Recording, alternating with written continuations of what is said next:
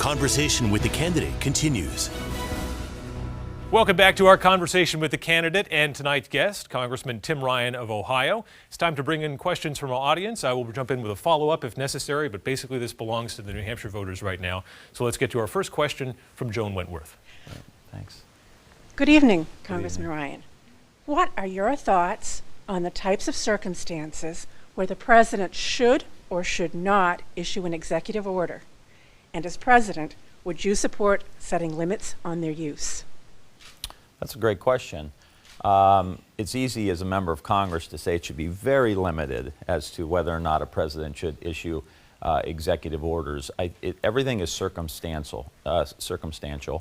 When you look, for example, when President Obama was doing executive orders around DACA, making sure we were protecting those kids, I don't know what the Congress is going to look like. I don't know what we're going to be able to pass or not pass. So it's circumstantial. I will say there'll be a couple principles. Is it going to protect people? Will it help people? Will it help the environment? I mean, there's all kinds of different executive orders you can issue. And as we have this conversation over the course of the next year, I hope people will understand my values. And I would be willing to use executive orders if it's going to support the kind of things that we as a country should stand for, like protecting the DACA kids. But I can't give you a specific answer just because, I hope we have a Democratic House and a Democratic Senate, but we may not. And so therefore you may have to revert to executive orders to protect children or the environment. Okay. Thank you, Joan. Next question comes from Elizabeth Radisich. Good evening, Congressman. Thank you for being here for our questions. Thank you. Do you think the federal government should make marijuana legal? I think cannabis should be legal, yes. I think at this point there is a real issue around the criminal justice system where white kids and white people go to prison 4 times as much as people of color for the same crime around marijuana. I think that's a civil rights issue in my estimation.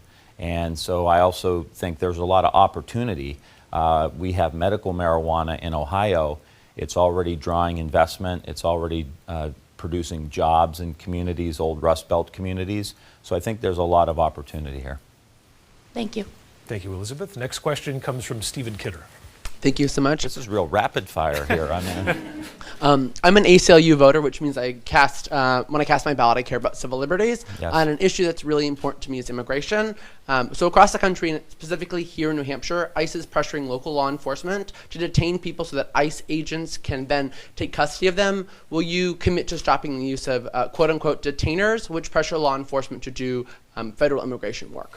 I think you're correct. The federal immigration officials should handle it. I think our local police are already overburdened. I know the heroin epidemic here in Manchester and in New Hampshire. We have the same issue in Ohio. The police forces in Ohio are understaffed. They don't need to be doing and executing the federal role. But I do think it's important that we have those agencies in place to get those heroin dealers or whoever they are potentially out of the country. Mm-hmm. But we have to not overburden the local police and local law enforcement. Thank you.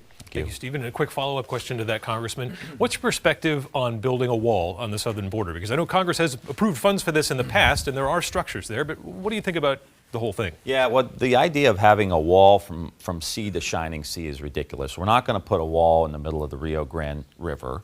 We're not going to eminent domain property from farmers and ranchers in the southern parts of the southern states. And I think what the president has done by declaring a national emergency is taking money from essential military construction projects like at the Portsmouth Navy Yard, like at the Youngstown Air Reserve Station. Money is going to go from projects that we authorized in the United States Congress, we appropriated, he signed the bill into law, and now he's taken money from there. Now, we have got to be, as Democrats, strong on the border. We just got to be smart about it. There are technologies today that we can use. Again, you can't, 90% of the drugs are coming in through the ports of entry. They're also coming in through the water.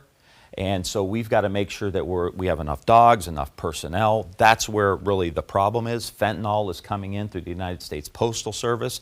We've got to crack that nut. That's going to be very difficult. And to blow billions of dollars on a wall that he told people in Ohio and I'm sure in New Hampshire that Mexico was going to pay for it, I think is completely irresponsible. The national emergency in America today is that the middle class is on life support. That's the national emergency, not the wall.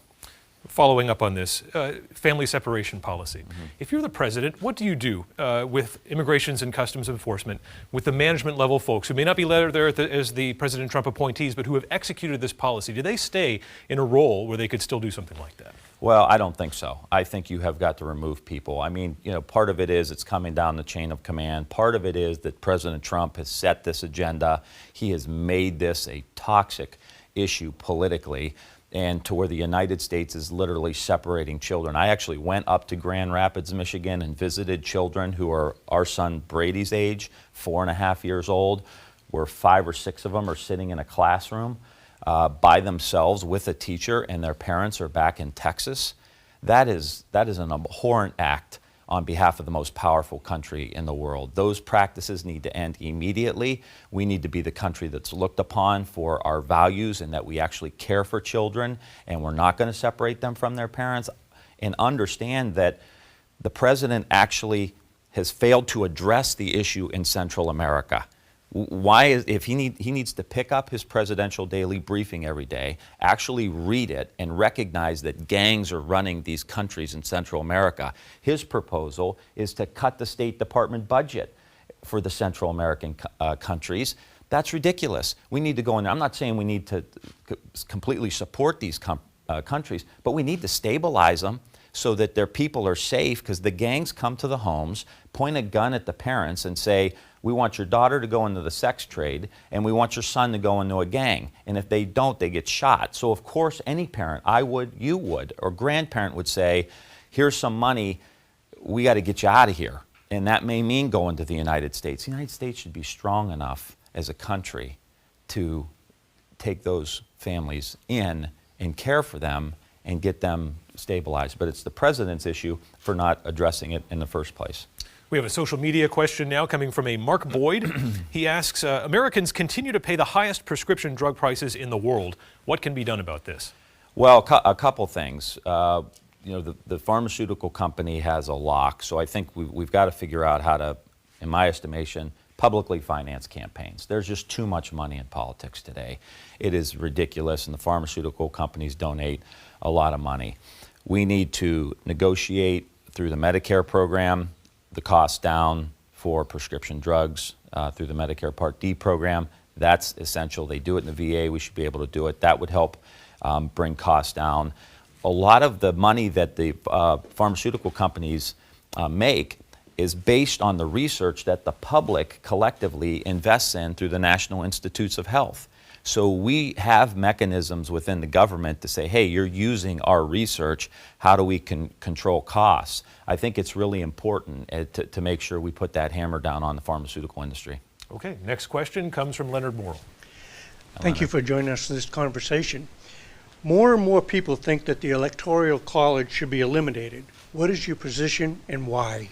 Well, I'm willing to have this conversation about the Electoral College.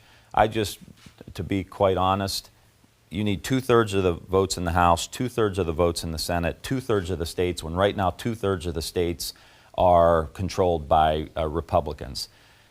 This is a conversation we can have, but we've got to focus on the economy. We've got to focus on health care. We've got to focus on retirement security for people. I mean, I understand. I'm frustrated, too, that we're winning the popular vote, but not winning the Electoral College. But we've got to go out and learn how to win elections, and we've got to learn how to win races in the Midwest. And that's got to be our focus. I just don't want us getting distracted about a conversation that is a theoretical discussion that we should maybe have our students debating in college. The real life people are suffering, and they're not going to vote for us if we're talking about the Electoral College. We've got to be talking about jobs and wages and pensions and the new economy and getting this country back on track, unifying the country.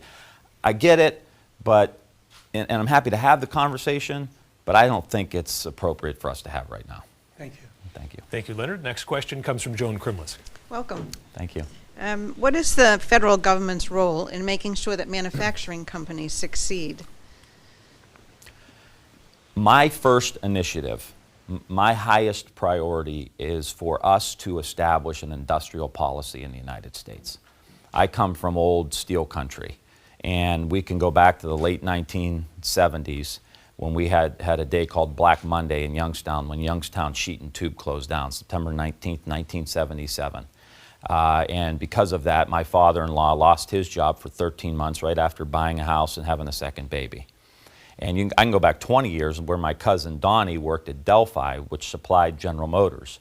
And he had his last act at the manufacturing facility was to unbolt the machine from the factory floor, put it in a box, and send it to China. Or I can go back a couple weeks when my daughter called me crying that her friend has to leave school because her dad lost his job at General Motors. We have got to be a leader in the world. And the main issue was, in the late 1970s, the technology in the steel mill, and the steel mills in Youngstown, was pre-World War I. The steel industry buried their head in the sand and hoped that the competition and the technology wouldn't destroy them. And my community in this country has been reeling for 30 or 40 years because we failed to do that. So I believe an industrial policy in the United States means this: artificial intelligence, additive manufacturing, these new technologies. We have no choice. We've got to embrace them. We've got to embrace them, and we've got to dominate them. We've got to get them into our older industries. We've got to ramp up productivity, and then we've got to cut the worker in on the deal. And there are opportunities to do this, and then direct those investments into the distressed communities that have been left behind by the old economy. That, to me, is an industrial policy. And if I could just say, as Democrats, we cannot be hostile to the free enterprise system. We can be hostile to greed, we can be hostile to income inequality, we can be hostile to concentration of wealth. I am, you are, we all should be. But if we're going to get out of this mess, it's going to be by coming together, and that includes working with the private sector to get the job done and outcompete China, outbeat China economically. That's going to be the key, and it starts with an industrial policy, and that's going to be a signature issue for us. Thank you. Thank you, Joan. Next question comes from George Matthews. Hi, George. Thanks for coming. Thank you. What specific plan do you have to beat the president? Highlight the fact that he has not delivered on his promises. Period. End of story. He has made so many promises to people in the industrial Midwest and around the country that he has not. He said he was going to raise taxes on the wealthy. He was going to expand Medicare. He was going to do a $1.5 trillion infrastructure bill. I'm going to pin that to his backside, and he's not going to be able to get away from it, because we went in the opposite direction on everything. And in fact, he's made matters worse, because with the tax cut, we have projected deficits of almost $1 trillion a year, which means it's going to be even harder to do an infrastructure bill. It's even going to be harder to do the healthcare piece. It's going to be harder to invest in the education. He has made commitments, and again, all of the problems weren't created by Donald Trump. I don't blame him for all the problems. I blame Donald Trump for not caring enough to try to fix them. He's too distracted. He wants to beat up former first ladies on Twitter. He wants to race bait. He wants to start fights. He wants to throw gasoline on every cultural rift we have in the United States. And we need to come together. I'm going to bring this country together. We're going to have some bold initiatives. We're going to have new strategies to fix old problems. But in essence, when I talk to voters, say, hey, you gave him a chance. He didn't deliver. Thanks, George. Next question comes from Mary Kirstein. Good evening. According to several sources, the U.S. is responsible for 33% of worldwide armaments exports. If elected, would you take action to decrease the U.S. role in international arms sales?